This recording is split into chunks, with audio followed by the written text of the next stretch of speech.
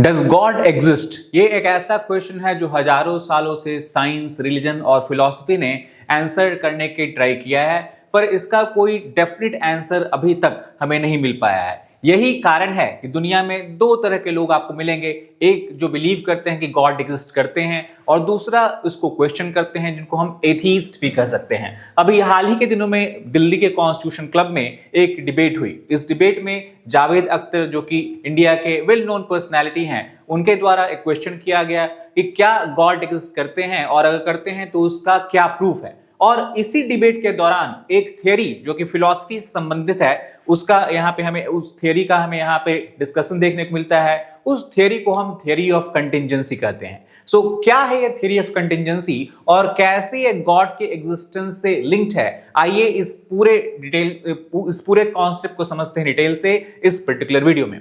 As we discuss before, India में अभी recently ये मामला बहुत जगह पे हम देख सकते हैं कि इस मामले में डिस्कशन चल रही है, डिबेट चल रही है, और ये ओवरऑल जो डिस्कशन है कहीं ना कहीं फेथ वर्सेस रीजन का डिस्कशन बन गया है, और ये कहीं ना कहीं पब्लिक डिस्कोर्स में फिलोसॉफिकल डिस्कशन का भी एक पार्ट है।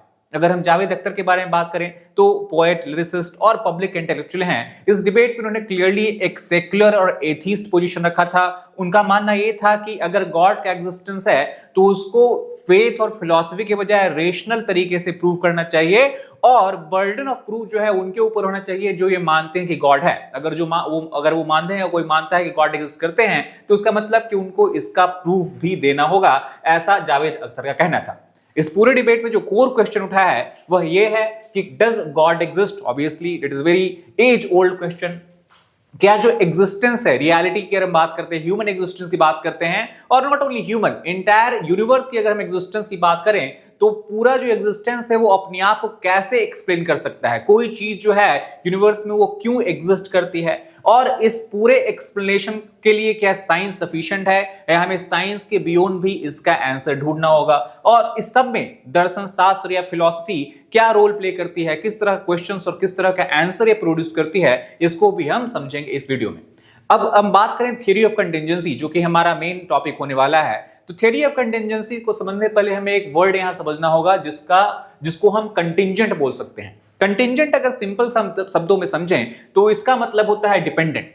कोई भी चीज यूनिवर्स में है, या तो क्या बोल सकते हैं, लिविंग फॉर्म हो, नॉन लिविंग फॉर्म हो, वो एग्जिस्ट करती है, लेकिन वो एग्जिस्ट करती है, वो एग्जिस्ट नहीं भी कर सकती थी। यानी कि उसका एग्जिस्टेंस जरूरी नहीं था यूनिवर्स के लिए, और उसका जो एग्जिस्टेंस है वो किसी और चीज पे डिपेंडेंट है।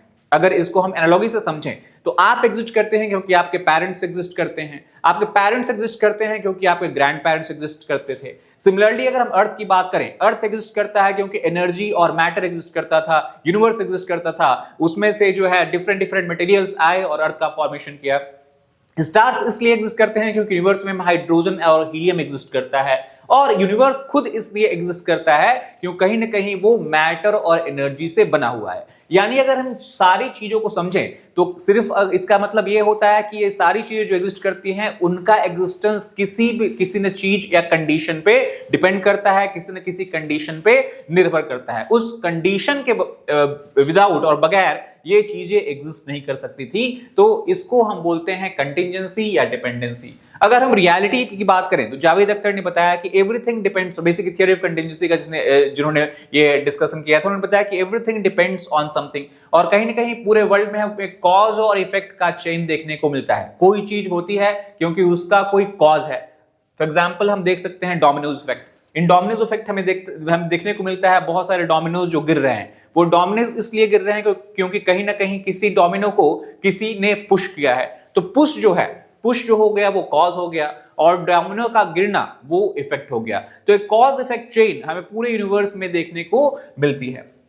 और बहुत सारी, और हम बोल सकते हैं बेसिकली रियलिटी में जो भी objects, living form, non living form जो हमें देखने को मिलते हैं, वो अपना एग्जिस्टेंस को खुद एक्सप्लेन नहीं कर सकते हैं क्योंकि उनका एग्जिस्टेंस किसी और चीज पर निर्भर है। यानी कि हम बात करें पूरे रियलिटी की, जो हमें देखने को मिलता है, reality itself appears to be conditional. किसी कंडीशन पे रियलिटी डिपेंड करती है। अगर वो कंडीशन चेंज हो जाए या अगर वो कंडीशन खत्म हो जाए तो कहीं ना कहीं कुछ रियलिटी जो है वो भी डिसअपीयर हो जाएगी। इसको हम अलग तरीके से समझें, अगर इसका हम अपोजिंग व्यू देखें, उसको हम बोलते हैं थियरी ऑफ इन्फिनिट रिग्रेस, और इसमें एक बिगर प्रॉब्लम है। अगर हम ऐसा माने कि कॉज ही किसी अदर कॉज का रीजन है, इसका मतलब कि एक एंडलेस डिपेंडेंसी चेन स्टार्ट हो जाएगा। अगर हम बात करें इस पेन की, ये पेन क्यों एग्जिस्ट करता है, अगर एक क्वेश्चन आपके दिमाग में आता है तो मैं बोल सकता हूं कि किसी ने इस पेन को बनाया है। किसने इस पेन को कैसे बनाया? क्योंकि वो पर्सन एग्जिस्ट करता है। वो पर्सन क्यों एग्जिस्ट करता है? Again you will start the same logic, क्योंकि उसके पेरेंट्स एग्जिस्ट करते हैं। उसके पेरेंट्स क्यों एग्जिस्ट करते हैं? क्योंकि उसके ग्रैंड पेरेंट एग्जिस्ट करते हैं। तो ये पूरा जो चेन है, कॉज अनदर कॉज का चेन, एंडलेसली चलता जाएगा, और इसको हम एक वैलिड आर्गुमेंट नहीं मान सकते हैं। इन्फिनिट रिग्रेस जो है वो कभी भी एक कंप्लीट एक्सप्लेनेशन प्रोवाइड नहीं कर सकता है, क्योंकि कहीं ना कहीं ये जो कॉज है वो टर्मिनेट होना चाहिए, यानी हमें कोई ना कोई स्टार्टिंग पॉइंट ढूंढना होगा। अगर विदाउट स्टार्टिंग पॉइंट की बात करें, कोई स्टार्टिंग पॉइंट एग्जिस्ट नहीं करती है, तो एंडलेस डिपेंडेंसी की जो चेन है वो रियलिटी को प्रॉपर्ली एक्सप्लेन नहीं कर पाएगी।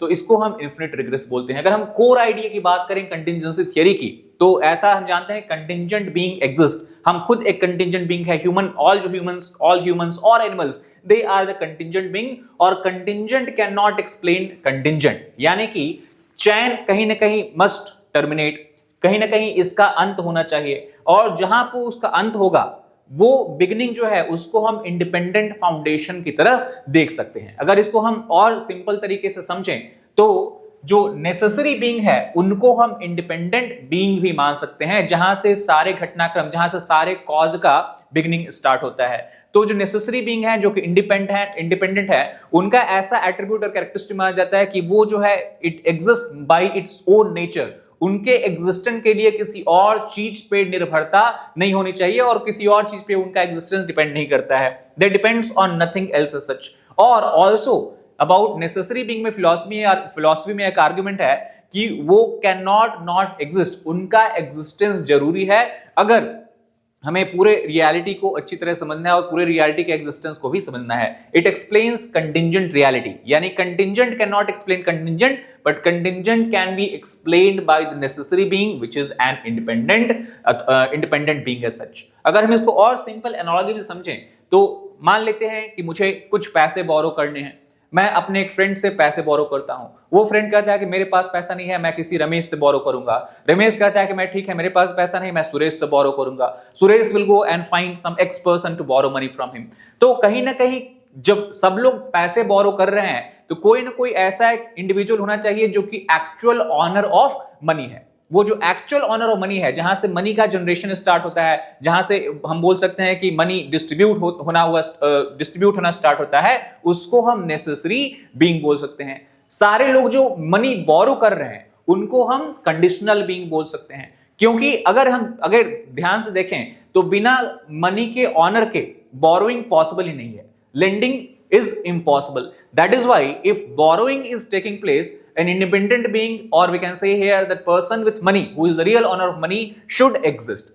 सेम लॉजिक को हम यूनिवर्सल स्केल पे भी अप्लाई कर सकते हैं कि अगर यूनिवर्सल रियलिटी एग्जिस्ट करती है तो कोई ना कोई इंडिपेंडेंट बीइंग होना चाहिए जो कि किसी कंडीशन पे उसका एग्जिस्टेंस निर्भर नहीं करता है। तो जिस तरह से इस पूरे एग्जांपल में owner is the necessary being, similarly हम अदर एग्जांपल में देखें तो गॉड को बहुत सारे philosophers as a necessary being explain करते हैं। Why God? The reason is क्योंकि गॉड जो है वो सारे एट्रीब्यूट में फिट बैठते हैं। अगर हम बात करें नेसेसरी इंडिपेंडेंट बीइंग, तो इंडिपेंडेंट होना चाहिए। सेकंड, ही शुड बी अनकॉज्ड और दे शुड बी अनकॉज्ड। बेसिकली इसका मतलब कि उनका एग्जिस्टेंस किसी कॉज या किसी इफेक्ट पर डिपेंड नहीं होना चाहिए। थर्ड, इटर्नल, यानी कि एजलेस बोल सकते हैं, टाइमलेस। और ग्राउंड ऑफ एग्जिस्टेंस अगर हम बोलें तो वो खुद में सेल्फ एक्सप्लेनेटरी होना चाहिए। तो इन सारे पैरामीटर्स को हम देखें तो क्लासिकल आइडिया जो गॉड की है, जो रिलीजन से, फिलॉसफी से, मेटाफिजिक्स से आता है, वो सेटिस्फाई होता हुआ दिखता है। हालांकि इस बात को जावेद अख्तर ने फिर से क्रिटिसाइज किया और इस पे क्वेश्चन किया था। क्वेश्चन उनका सिंपल ये था कि क्यों यूनिवर्स के एग्जिस्टेंस के लिए हमें गॉड पे डिपेंडेंट होना चाहिए और गॉड का एग्जिस्टेंस पे हमें डिपेंड होना चाहिए। यूनिवर्स इटसेल्फ में भी नेसेसरी, हम पूरे यूनिवर्स को ही नेसेसरी बीइंग क्यों नहीं मान सकते हैं?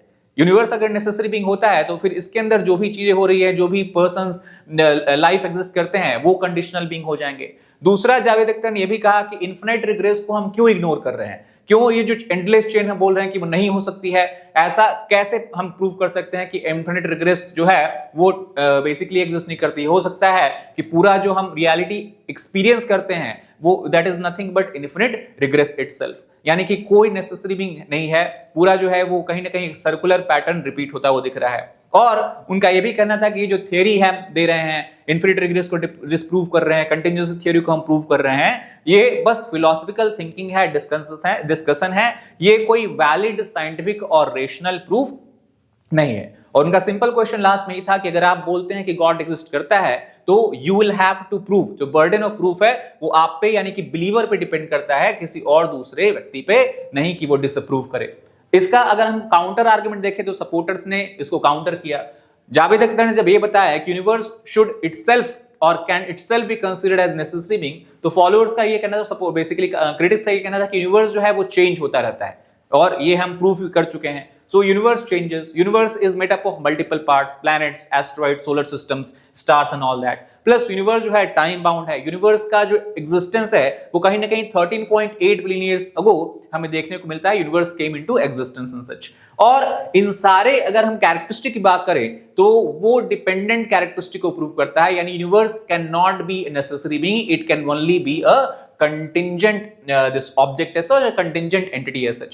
So conclusion इसका ये निकलता है कि universe is not necessary, और चूंकि universe का existence necessary नहीं था, that is one of the major characteristic of contingent being, तो इसका मतलब universe is not a necessary being. So पूरा जो nature of argument है वो philosophical argument से डील करता है, और जो थियरीज हम बता रहे हैं उसका हम क्रिटिसिज्म में काउंटर कर रहे हैं वो भी कोई साइंटिफिक प्रूफ पे बेस्ड नहीं है, पूरा जो है वो इंटेलेक्चुअल डिस्कशन और इंटेलेक्चुअल डिस्कोर्स का एक बड़ा हिस्सा है। लॉजिकल रीजनिंग का यहाँ पे बहुत बार हमें यूज होता हुआ दिखता है, और ऑब्वियसली चूंकि ये फिलोसॉफिकल आर्गुमेंट है तो लोग इससे अग्री भी कर सकते हैं, लोग इससे डिसअग्री भी कर सकते हैं। सो की आइडिया ये है कि ये रीजन बिलीफ का पार्ट है, ये कोई कंपल्सन नहीं है कि आपके ऊपर कोई इंपोजिशन है कि आप इसको माने या इस चीज को माने या ना माने। तो कंक्लूजन एंड टेक अवे हम यही बोल सकते हैं कि कंटिंजेंसी जो है, थियरी ऑफ कंटिंजेंसी फिलॉसफी में, वो सिंपली ये क्वेश्चन पूछती है कि एग्जिस्टेंस क्यों है किसी भी चीज का यूनिवर्स में, living being, non living being, stars, planet, whatever you take, why that particular entity exist as such. और अगर वो एग्जिस्ट करती है जैसा कि हम रियलिटी में एक्सपीरियंस करते हैं, तो इसका सिंपल मतलब ये है कोई ना कोई इसका इंडिपेंडेंट फाउंडेशन होना चाहिए जो कि नेसेसरी बीइंग है, जिसको कि हम गॉड के साथ जोड़ते हैं। और ये फिलोसफर्स के द्वारा अगर हम देखें तो इसको, इसी एंटिटी को गॉड का नाम दिया गया है। Acceptance, whether you accept this theory or not, whether you accept this train of thought or not, it is your own personal choice as such. Debate again कोई conclusive proof है नहीं, ना तो आज है हमारे पास, ना तो हजारों वर्ष और 100 साल पहले था। Acceptance पूरा इंडिविजुअल फेथ रीजनिंग पे डिपेंड करता है। तो डिबेट ये है जो ओपन एंडेड डिबेट है, और नियर फ्यूचर में भी हम इसका कोई एंड होता हुआ नहीं देखते। That is all for this particular video. If you like the video, please hit like button, share it with aspirants, as well as subscribe to channel for more such content. Thank you very much.